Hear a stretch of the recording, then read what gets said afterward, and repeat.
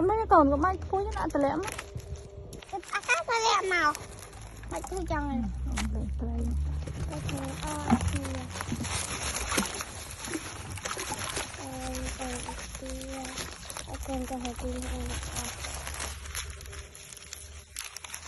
Nghe muối thế nào rồi?